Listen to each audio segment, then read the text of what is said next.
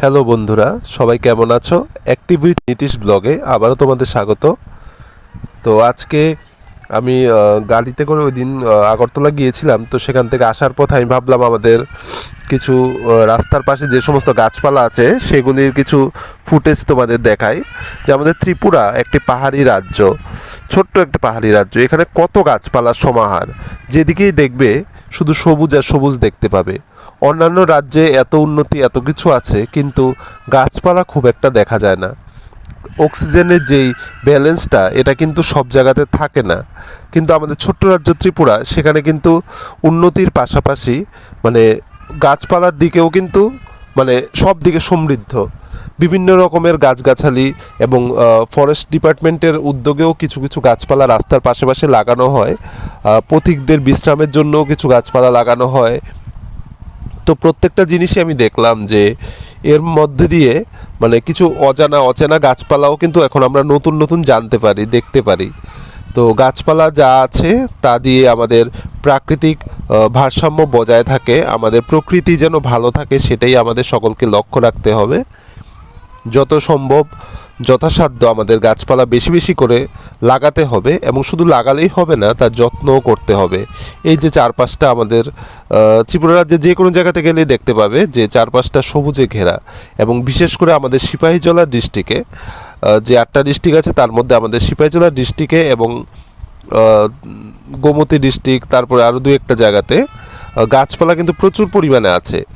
তো তার জন্য কিন্তু চারপাশটা বেশ সবুজ দেখা যায়। বাইরের থেকে যখন কেউ আসে তখন সবাই দেখে খুব মুগ্ধ হয় যে এই এত সুন্দর পরিবেশ, এত নির্মল পরিবেশ ত্রিপুরাতে, এটা কিন্তু সব জায়গাতে থাকে না।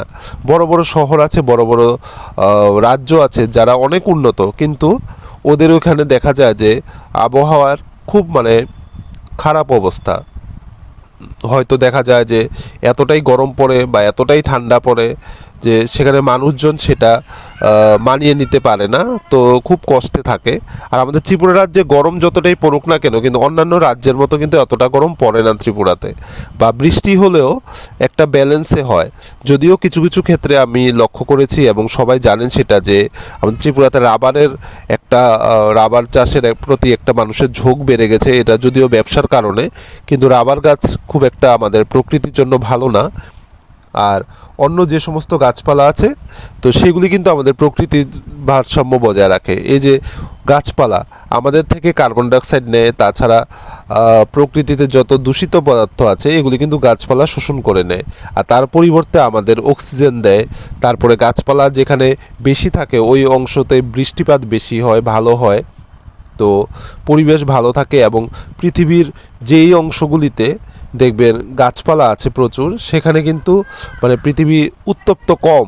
যদিও গ্লোবাল ওয়ার্মিংয়ের কারণে বিভিন্ন জায়গাতে এখন টেম্পারেচার অনেকটাই বেড়ে গেছে, কিন্তু তারপরেও কিছু কিছু ক্ষেত্রে আবার সেটা ব্যালেন্স হয়ে আছে।